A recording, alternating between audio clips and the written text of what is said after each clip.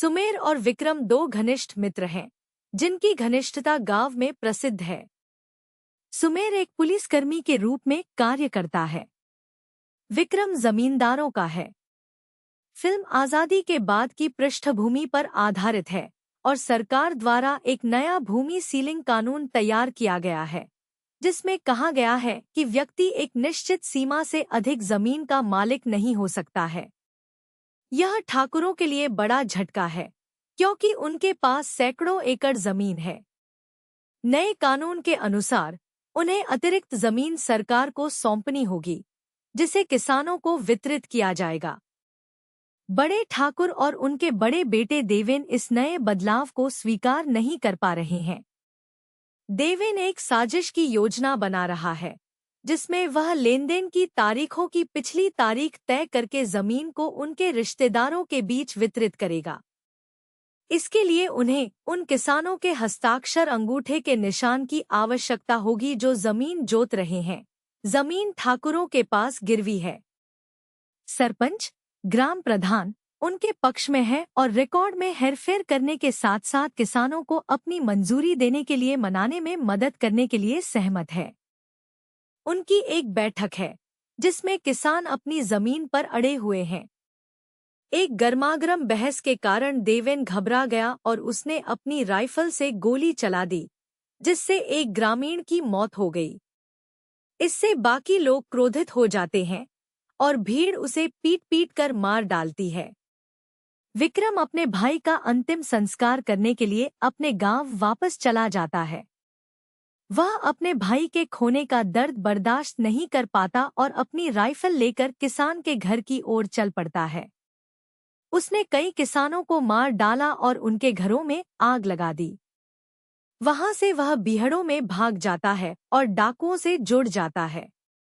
विक्रम को अपना गिरोह मिल जाता है। बदले में डाकुओं को प्रभावशाली ठाकुर परिवार से पैसा और सुरक्षा मिलती है। इस बीच विक्रम का सबसे छोटा भाई राजेंद्र, जो एक पुलिसकर्मी है, अपने गांव लौट आता है। वह यह देखकर निराश हो जाता है कि उसका भाई डाकू बन गया है। उसके पिता ने उससे विक्रम को कानून से बचाने और उन ग्रामीणों से बदला लेने का आग्रह किया जिन्होंने उनकी सर्वोच्चता का उल्लंघन किया है। एक पुलिस वाले के रूप में अपनी प्रतिज्ञा के प्रति सच्चे राजेंद्र ने ऐसा करने से इनकार कर दिया।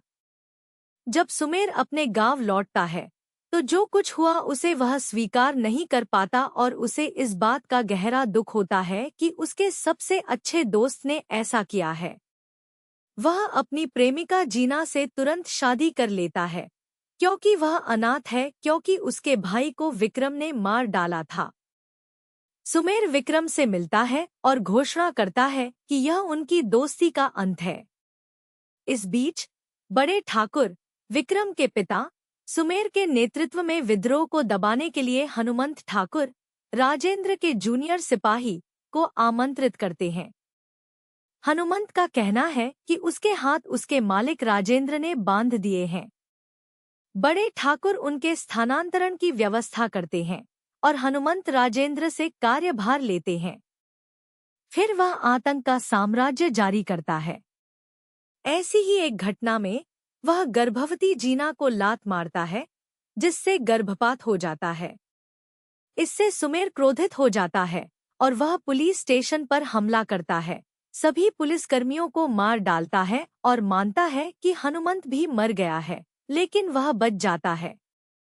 वह पुलिस से शस्त्रागार लूटकर ग्रामीणों में बांट देता है।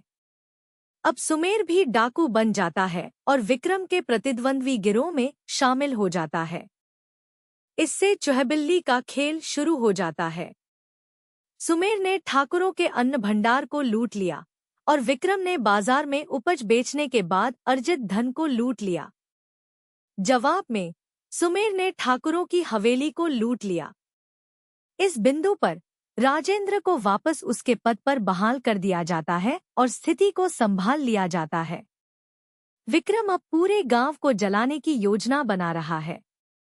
इस बीच विक्रम के गैंग लीडर ने पुलिस को यह जानकारी लीक करके भारी कीमत पर उसे पुलिस मुठभेड़ में मारने की साजिश रची। योजना के अनुसार विक्रम गांव में आता है, लेकिन पुलिस द्वारा फंस जाता है। वह भागने में सफल हो जाता है, लेकिन उसके गिरोह के अधिकांश सदस्य मारे जाते हैं। सुमेर ने एक बार फिर ठाकुरों की हवेली पर छापा मारकर जवाबी कार्रवाई करने की योजना बनाई।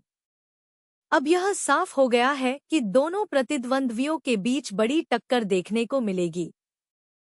राजेंद्र को विद्रोह की जांच करने का मौका मिलता है और उसे हनुमंत द्वारा की गई क्रूरताओं का पता चलता है।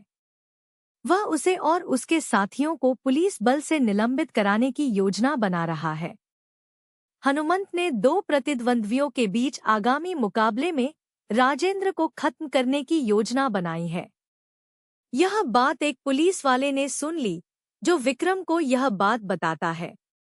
इस समय दो महिलाएं, सुमेर की पत्नी और विक्रम की पत्नी, हस्तक्षेप करती हैं। वे बताते हैं कि कैसे उनके संबंधित गिरोह के नेता उन्हें पैसे के लिए धोखा दे रहे हैं। सुमेर और विक्रम अब हाथ मिलाते हैं, पहले अपने संबंधित गिरोह के नेताओं को खत्म करते हैं और फिर निर्दिष्ट बिंदु पर पहुंचते हैं जहां तस्लीम होनी होती है। पुलिस वहां पहले से ही मौजूद है और उन्हें अच्छे से फंसा लिया है। वे आत्मसमर्पण करने और हनुमंत का अपहरण करने का नाटक करते हैं। बाद में वे अपने बचपन की यादों को ताज़ा करते हैं और हनुमंत को जंगली सुअर का शिकार करने की तरह मार देते हैं। इस बीच ठंडी ओलावृष्टि की तरह गोलियां उनके शरीर को छेद रही हैं, जैसा कि उन्होंने अपने बचपन की यादों में वर्णित किया था।